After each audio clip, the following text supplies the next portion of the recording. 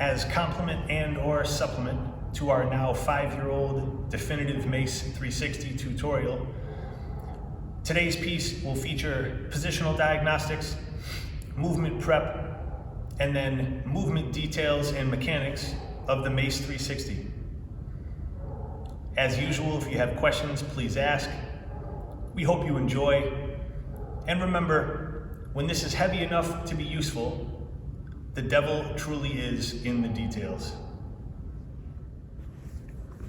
While it's likely more fun to just grab these things and swing them around, we always want to make sure that we have suitable overhead range, ability to maintain a good braced neutral torso, and also the lateral ability to swing this thing without either knocking ourselves over or hurting ourselves.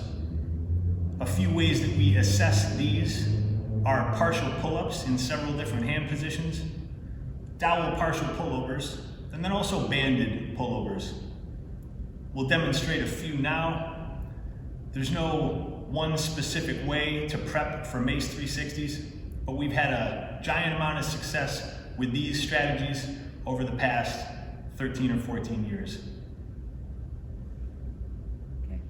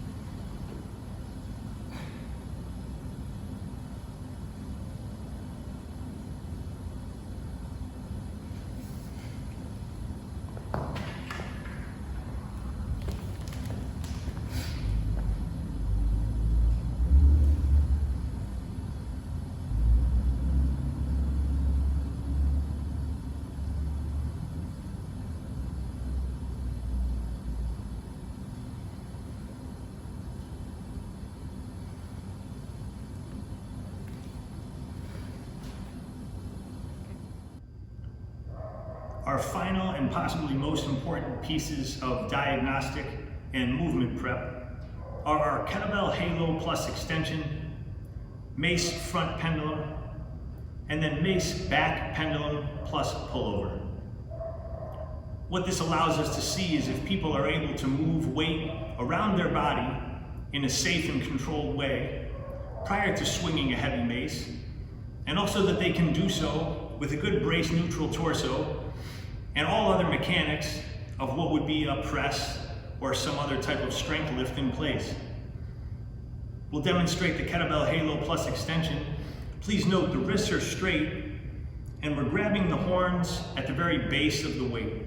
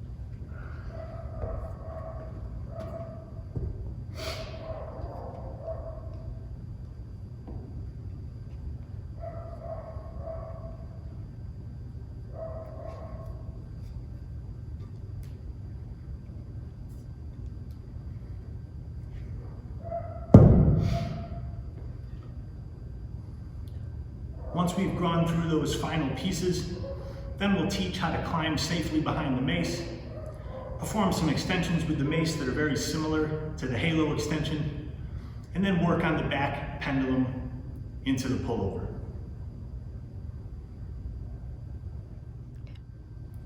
When setting up underneath the mace, feet are going to be in a similar position to a press or something else. We want to stay narrow enough to keep control, but wide enough to make enough stability until we're very well practiced at this lift. And then there's a value to narrowing your feet up to actually remove some of that stability. When we begin moving the pendulum in the back, after diagnosing the kettlebell halo plus extension, what we find in most people is that it's fear, not function or position, that limits them in progress in this lift. Keep in mind, the lateral weight will move differently, but if you've done the kettlebell halo plus extension well, it's been proven that you have everything you need to move forward.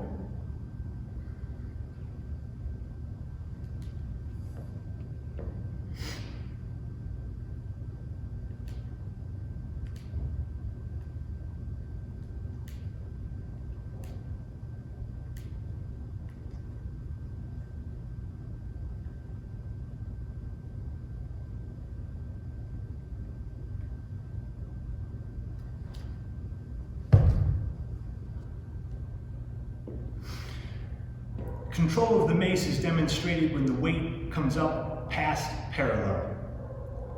Once we've controlled it past parallel, then we move into the pullover. The prime directive of the pullover is dropping the opposite elbow into the body and then bringing both hands right into the holster as close to your body as you can to control the mace prior to executing the 360. With the back pendulum plus pullover, and also the back pendulum plus extension, where you saw the mace go much higher behind my back, the prime directive is keeping control of the mace using good strong grip but relaxed arms, remembering that this is a power and a power dexterity movement. If you fight the mace, it will win. So we stay braced in the midline, relaxed in the arms, and then only use enough body English to move the weight that you're lifting. There shouldn't be a lot of low body movement, but there should be a lot of low body engagement. When we begin teaching the 360, we will begin by swinging in the back, pulling over to the front, and then continuing that path that we just cleared. When we begin the Mace 360, the main thing that we teach people is pushing the weight high into the side in order to clear a path out. If you push the weight too low or too far across your body, you're just making a ton of work. You'll never swing a really heavy mace, and you probably won't enjoy it. So we'll demonstrate some nuances of these. We'll detail them again out in the text of this post. And as usual, you're welcome to ask any questions that you have.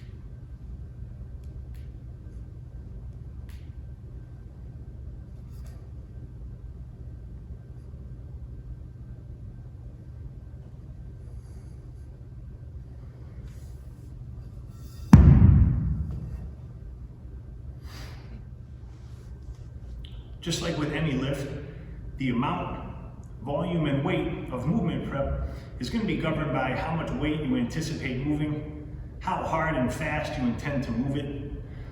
Something like heavier kettlebell halo plus extension is very, very valuable if you're going to swing heavier maces. And if your shoulders are really tight, a ton of pullovers, partial pull-ups, or banded pullovers would be extremely valuable. Something else that's important to note that we don't hear often mentioned is the value of switching both top to bottom hand and direction in the Mace 360s, 10 to 2s, any adaptation of the back Mace swings. One, because power dexterity does not have a particular side. We want to be able to move well anywhere we need to at any time. And two, the bottom hand is going to compress the width of your fist less than the top hand.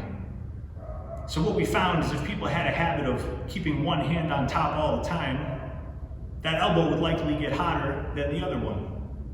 So please balance out your work by switching top to bottom hands, left to right swings. You'll also notice an improvement in your Mace 360.